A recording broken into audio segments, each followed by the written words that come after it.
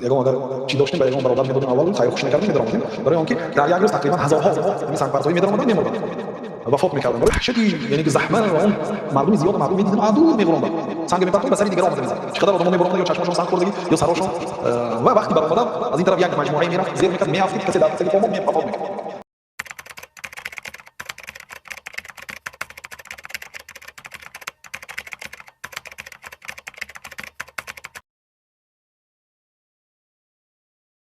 السلام علیکم و رحمت الله تعالی و برکاته. علیکم السلام و رحمت الله و برکاته. استاد عزیز یک سوال دارم. همین حدیثی که مثلا سوره واقعه هست است کسی که بعد از اگر بای خواند اگر مثلا افضلیت گفتگی بعد یا تا خلیفه آمدن گفتن که مولت گیر ای بیت المال و گفتن که نه من نمیگیرم. حدیثی از پیامبر صلی الله علیه و آله شنیدم که کسی که هر کی سوره واقعه را خواند بعد از سوره واقعه خواندن مقصد الله وی فقیر نمیگرداند و من فرزندان وصیت کردگیم همین در همین. آیا حدیث صحیح یا ضعیف است؟ حدیثی ضعیف است. نفهمیدم. ضعیف است. استاد عزیز کمتر وای دارم شما در از دیگر علما وابسته گیریم میگه شما کمتر اسلام به کمتر سختگیر به نظر من. بعد یک وقت شد که من مغازین کار میکردم فقط عرق و همین چیزا در مقصد کار میکردم. بس شما گوش کردم که گفتین که مقصد کار را ترک کنین. با ما $500 کار میکردم معاشده کار را ترک کردم. باز الحمدلله با مصلحت شما با سختگیری شما حاضر $1500 کار کردم کرده کار حلال استریوکه ماشینیست باشین کرانه. الله از شما راضی باشد. علمتان این زیاده کنه در حق ما مسافر دعا کنید. سلامت باشید. پدر استاد ما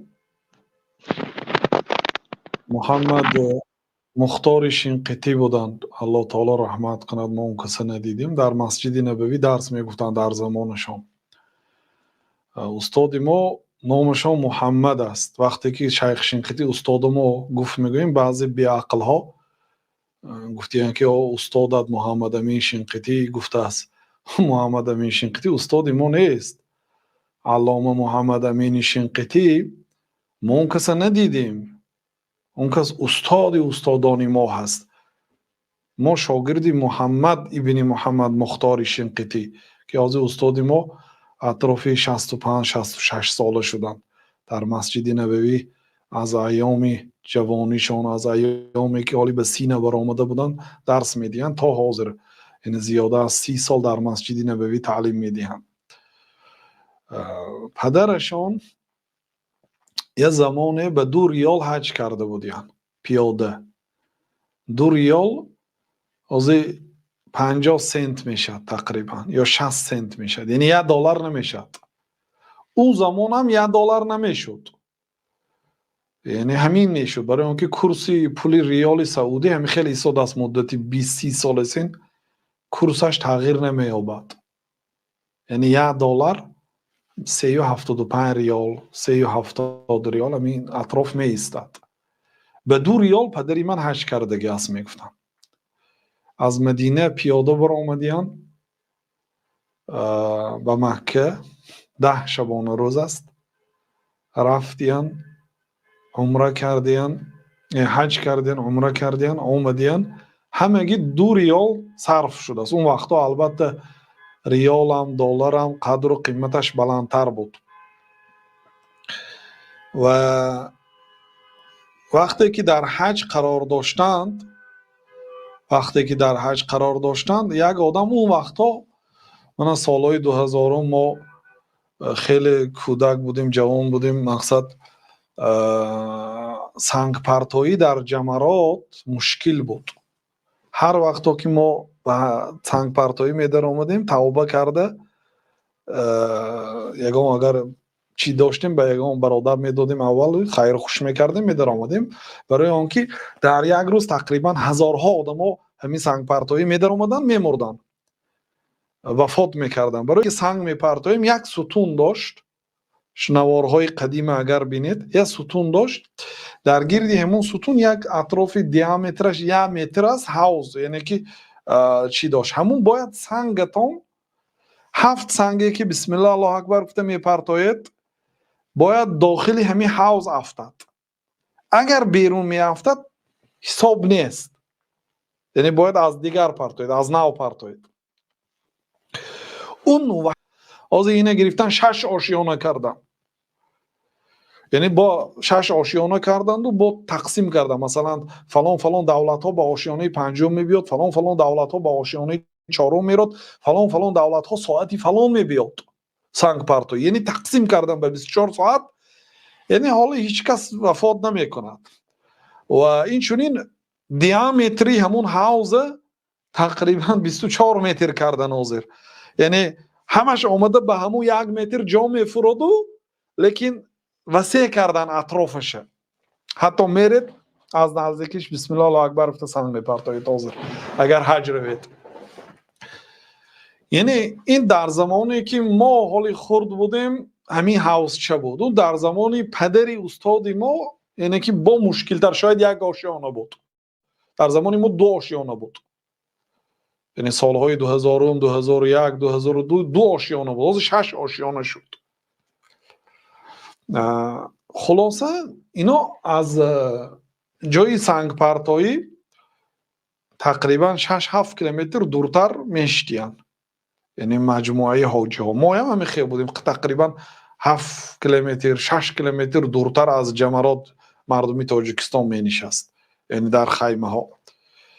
یک موی سفید می بیاد میگوید که هوا گرم تابستان، اون 5-6 کیلومتر پیاده میرید، سنگ ها رو به یک عذاب میپرتاید، زنده سلامت ماندید با گشته میبید. میگوید حضرت 6 سنگ داخلی حوض افتید، یکتش بیرونی حوض. میگوید رفته از نو زده بیا. حالا آدمای ما اون وقتا مون سنگ میگرفتن میخوای بالی کلی آدما میزدن میبرفتن، یگانتش به داخل حوض نمیافتید. حتی بعضی هاشون نمیرفتن، در خیمه می نشستن، اونجا رفتن مشقت است، من قند دارم، من چی دارم، مقصد دولینی دارم نمیرم، گفتم در خیمه می نشستن دیگه روی عیب کرده. اینا نان اسراف میکرده است، لباس اسراف میکرده است، خودشون $5000 اسراف میکردن بی خبر می نشستن در خیمه سیگریت کشیده. خلاصه میگن که اما یک سنگت که نافتید رفته از نو 7 سنگ دیگه زده بیا. میگن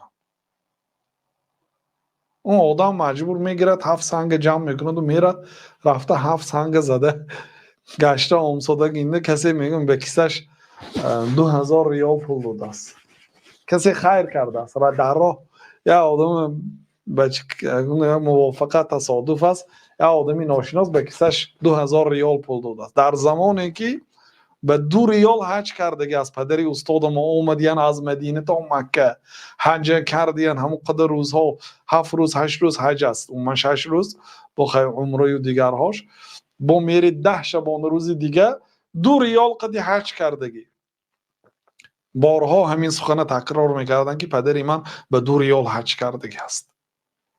سنن نسائی رو شرح داده بودن، کتابشون هست پدری استاد ما. این آدم گفتن که رفته از نو سنگ زن، تشدد، سختگیری، لیکن موافق دلیل باشد سختگیری هم. خیلی نه که سختگیری و بی دلیل، مادامی که شریعت آسان کرد است نه آسانی نگیر سختگیری نه، مادامی که دلیل است باید آسانی گیرید. ما سختگیر نیستیم. مثلا مذهب امام ابو حنیفه میگه که 2 رکعت نماز پیشین و عصر مسافر یک تکر نخواند. میگه ما میگیم که مادامی که پیامبر صلی الله علیه و آله کردن گیر آسانی است، ما سختگیر نیستیم. ما دلیل اگر باشد یعنی که طبق دلیل جواب میدیم. انا مثلا مسافرها دیسید مثال قزاقستان رفته میبیان برای حدود گذشتن، مشقت از اتوبوس نمیستاد، تاکسی نمیستاد، تورات کردن مشکل است، هوا خنک است گرانیسی قزاقستان. وقتی که میگوییم که طهارت کنی یا برو 2 رکعت پیشین و 2 رکعت عصر خوان، این سبوکی است یا آسانی؟ سبوکی است. خنه که دین سختگیری باشد. اگر دلیل دلالت کند به سختگیری همون میگوید، اگر دلیل دلالت کند به آسانی، اصل شریعت آسانی است. ببینید میگن که رفته سنگ زده بیا، اون موی سفید رفته 7 سنگ از نو زده گشته میبیاد که کسی به کیسش 2000 ریال پول داده است، زمانی که با 2 ریال حج کرده میشد. یعنی خیلی مبلغی کلان است. این تشدد میگفتن، بعد تشدد متشدد میگویی، تشدد این رحمت است. مثلا بعضی علما میگفتن که اگر از نام کودکت هم حج کار کنوندی، مثلا یک کودکت قطیت است میخوای که می کودکت هم حج کند، پیامبر صلی الله علیه و سلم یک کسی زای کودک برداشت و علی هذا حج یا رسول الله، آیا همین کودک هم حج کند حج میشد یا رسول الله؟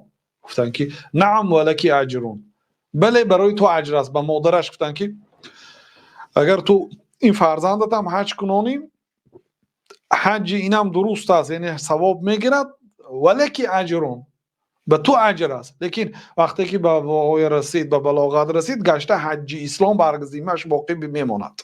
هر آدم یک مراتب باید حج کنه در حیاتش اگر قدرت داشته باشد. بعدی به بلاغت رسیدن، در کودکیش اگر پدر و مادرش باید حج کنانیده باشند این کفایه نیست، اون ثوابش به پدر و مادرش است.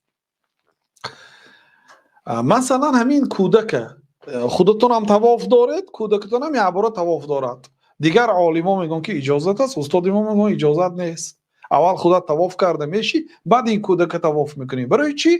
برای اینکه پیامبر صلی الله علیه و سلم میگه حج عن نفسک ثم حج عن شبرمه، اول از نام خودت حج کن، ثانی از نام شبرمه حج کن. گفتن سنگ پرتایی هم همین خیلی میگن، سنگ پرتایی خیلی مشکل است. حالا بعضی ها موی سفیدای پیرزنا که سنگاشونو داده میفرستونن، میگن که من میرم بچم سنگ من زده بیا، یا من دولینی دارم یا من قند دارم سنگ من زده بیا. گفته به دیگه کس میتین آدمو میره دو 7 سنگ خودش بسم الله الله اکبر میپرتاد، بعد میگه که این سنگ فلان چی میگه، از نام وای میپرتاد، بعد این سنگ 10 نفر هم میپرتاد. بعضی ها استادی ما میگه که نمیشه، اول سنگ خودت پرتا، سنگ خودت کی پرتافتی رو به جمره میانه سنگی خودت با پرتا، بعد به سیوم سنگ هم سنگت پرتا، به 3 سنگ جمره عقبا وسطا میان خوردی 3 روزهای بعد عید هفتگی 3 مراتب سنگ میپرتایید، 21 سنگ میپرتایید، همش زنو. بعد از نام دیگرها زن میگن استادی ما،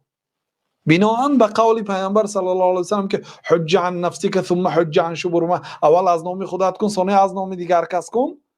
اول از نام خودت پر سنگ ها رو زده شو، بعد از نام بعد وقتی که زده میشه گشته اینجا اومده نمیشه، اینجا یعنی که ادنستران نی همین طرف اومدید میرید دیگه، اومده ممکن نیست نمیمونم ملیسه ها اومدن، باید میرید 5 کیلومتر گشته میبینید، مشقت است. حج عن نفسک ثم حج عن شبرمه، نه طواف نه صفا و مروه نه زدنی سنگ، یگان تاش میگن تا خودت اول اجرا نکنی از نام دیگه کس نمیدن، دیگه رو میاد که میشد، اما یه سنگ از نام خودت که زدی از نام هم میشد. خلاصه همین خلاص، یعنی که اگر دلیل دلالت کند، مثال بودن بعضی علما الله تعالی رحمت کند، اونا دلیل اگر دلالت نکندم آسانش میدادن. در یک مسئله تمام اقوال علمای میمونن که ها کی از همه فتوای سبک داده باشد، اون فتوای سبک که به مردم جواب میدادن. و اینا منهجی نادرست است، این منهج علمی نیست که از همه قول آسان به مردم گیرید و خواه دلیلش درست است خواه نادرست است، مادامی که در این مسئله قول هست تمام ته. مثلا گوشت سگ در مذهب مالکی ها اجازت میدن خورده میشه، و یک آدم میگوید که گوشت سگ اجازت. در مذهب حنفی وینوی خرما حلال است، میگن وینوی خرما حلال است، که این آدم گوشت سگ خورد وینوی. در بعضی مذهب ها موسیقی گوش کردن حلال است، در بعضی مذهب ها حتی سحر به سحر شدن ممکن است. این همیشه اگر جمع کنیم، گاه من در وقت پیشتر میگفتم که همین مسئله های جمع آوری میکنم، یک کتاب میکنم، یک کتاب فسق و فجور میشه. یعنی فتوا اگر خواهید سحر به سحر کشادن اجازت، خدا رحمت کنه سعید ابن مسیب با وجود جلالت قدرشان با عظمه، یا ابن عباس نکاحی متعه حلال میگفتن، خطا بودن. جمهوری صحابه ضد ابن عباس بودن یا ریبا الفضل اجازت میدادن، پراتسن یا نمودی پراتسن خوری اجازت میدادن. من تتبع رخص العلماء فقط تزندخه. کسی که رخصت های علما رو پیروی کنه زندیق میشه. یک عالم در حیاتش نخواد در یک مسئله خطا نکند. یعنی بودن در همه عالم ها یک مسئله خطاگی هست تا اینکه همه داند که یگانه ذاتی که عیب ندارد، خطا ندارد، این الله سبحانه و تعالی. سبحان الله معناش الله از عیب، از کمبودی، از خطا پاک است، جل جلاله و تقدست اسمه. اما علما خطا میکنن و الا معنای حدیث پیامبر صلی الله علیه و سلم چی است؟ فرشته ها و ماهی ها در آب، مورچه ها در سوراخش، در حق شخصی که معلم الناس الخیر به مردم خیر تعلیم میده استغفار میپرسن: ای الله گناه فلانی رو ببخش که به مردم شریعت تعلیم داده است. کدام گناهش بخشد؟ این دلالت میکنه گناه داشته است. الله ذاتی بی گناه است، الله ذاتی بی عیب است، بی خطا است، جل جلاله و تقدست اسمه. یعنی که در هر یک مسئله سبکترین قول میافتند و به مردم فتوا میدن: اینش کنید بچه‌م، اینش کنید بچه‌م، آسانی. در همه مسئله میبینید یک قول آسان میگیرید، میگید مردم رو به فسق و فجور میارن. اون آدم در این مسئله خطا کرده است، الله رحمت کند. او اگر چه خطا کرده است از سبب آنکه مجتهد است یا ثواب میگیرد. اگر عالم به درجه اجتهاد رسیده باشد و خطا فتوا دهد یا ثواب میگیرد، درست فتوا دهد دو ثواب میگیرد، ثواب اجتهادش و ثواب درست فتوا دادگیش. اگر خطا فتوا دهد ثواب اجتهاد میگیره یا ثواب میگیرد. خیلی نه که شما گیرید قول ضعیف آسانترین قول گیرید به مردم دید. این هم میخواه برای خودشون یه منهج انتخاب کردن. الله رحمت کند گذشتن رفتن. لیکن منهج علمیه که علما این کارو میکرده این خیلی نیست. تکیه به دلیل میکردن، خواه آسانی باشد خواه دشواری. بله